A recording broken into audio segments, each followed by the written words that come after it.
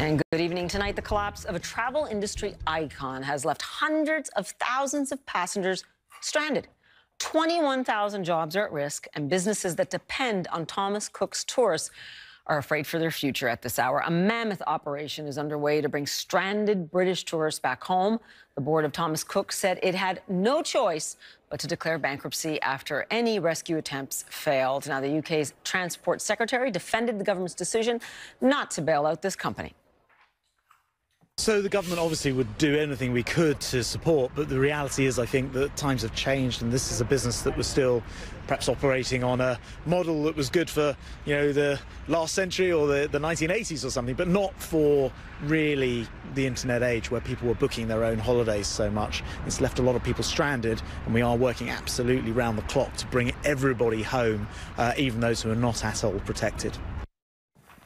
Now, just to recap how significant this company is, Thomas Cook was one of the world's oldest and best-known travel companies. It was founded in 1841 by the cabinet maker Thomas Cook. Soon, it moved beyond the UK and even Europe, hosting the world's first round-the-world tour in 1872. Now, it got into air travel in 1927, and its first flight was from New York to Chicago. By 2019, funding had dried up, though, and Thomas Cook said it had no choice but to enter into liquidation. Now, the company's CEO says he tried to save the business and, of course, apologized for what he calls an absolutely devastating outcome.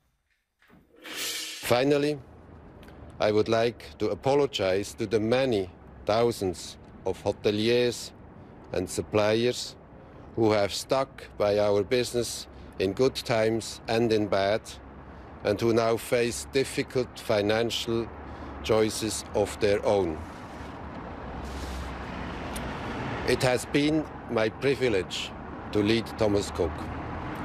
It is deeply distressing to me that it has not been possible to save one of the most loved brands in travel. Now, Thomas Cook's scale was immense, and its collapse will be felt by countries and businesses that depend on its tourists. Now, the president of the tourism agency in Crete, just in Crete alone, has compared the bankruptcy to an earthquake or a tsunami. Thomas Cook was facing a perfect storm of conditions, some of them of its own making. Now, the first, a failure to control costs combined with a slowdown in bookings caused the company's debt to pile up. Second, a series of outside factors that kept would-be travelers at home, you know, like the attempted coup in Turkey in 2016. And then, of course, just the heat wave from last summer in Europe that meant people actually stayed home. Finally, a fall in the pound. That made Thomas Cook's expenses, which were priced in dollars, much more expensive. It also cut into the spending power of UK citizens abroad. Now, earlier I spoke with Simon Calder. He is travel editor of The Independent. He says Thomas Cook could have done more to protect its customers, and that it was taking their money right up to the wire.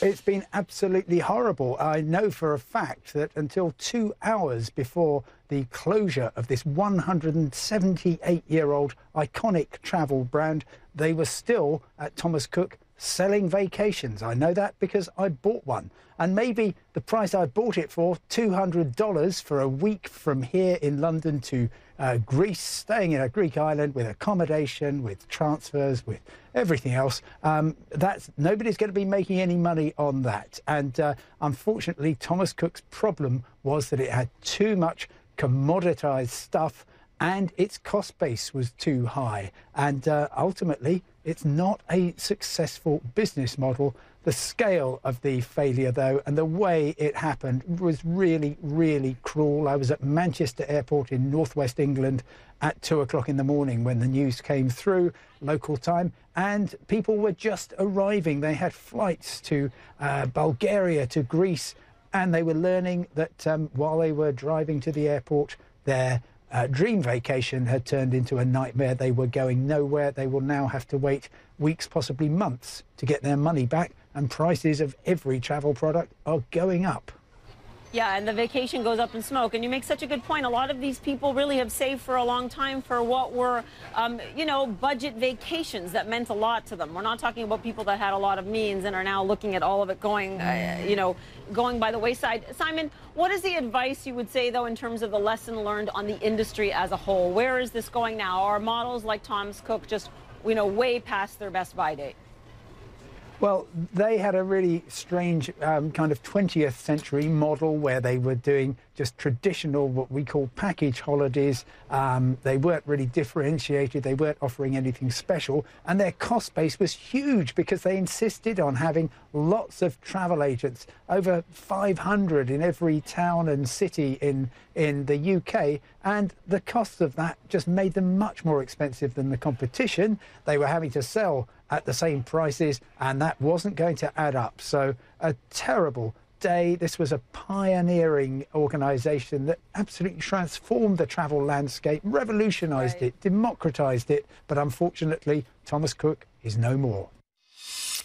Can't get blunter than that. Now, all flights and vacations booked through Thomas Cook have now been, of course, canceled. I want you to look at the route map. You can see the scale of getting 600,000 people back in is incredibly immense. The destinations with the most stranded tourists are Spain, Turkey, Tunisia, and Greece. The UK's government has launched, yes, it has a name, Operation Matterhorn, to bring travellers home. The Foreign Office says it's prioritising passengers with what they say are limited alternative options. German insurance companies, meantime, will reportedly get that country's citizens home, and some companies like Virgin Atlantic are offering their services as well. Now, as you can see, Thomas Cook customers are stranded all over the world. In Sri Lanka, the chairman of John Keel's Holdings told our Richard Quest he's not throwing anyone out. You have in this place, in your various hotels, several hundred people affected by Thomas Cook, which went bust this morning. What's going to happen? Yeah, it just happened last night. They stopped trading last night, so we are taking stock of the situation. Our priority is to look after our guests in our hotel. We understand that the British government will take measures to look after the British nationals in hotels and fly them back.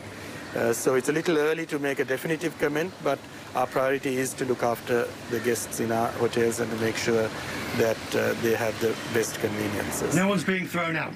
No one is being thrown out.